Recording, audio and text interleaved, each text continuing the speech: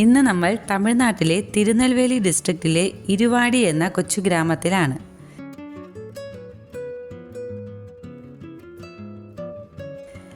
അവിടത്തെ പപ്പായ കൃഷിയാണ് കാണുന്നത്. നല്ല പഴുത്തതും പച്ചയുമായ പപ്പായ ഇവിടെ കാണാം.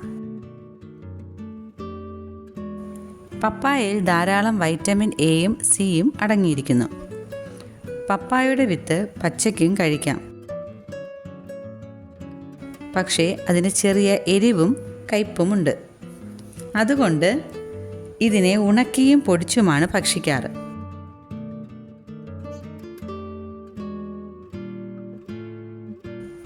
ഇതിൽ ധാരാളം പ്രോട്ടീൻ, ഫൈബർ, ഫാറ്റ് അടങ്ങിയ ഒരു ഫ്രൂട്ടാണ് പപ്പായ.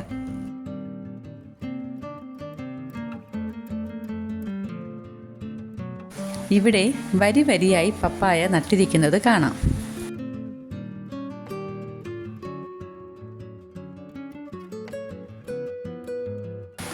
നല്ല വെയിലുള്ളത് കൊണ്ട് തന്നെ ഇവിടെ ധാരാളം പപ്പായ കായ്ക്കും.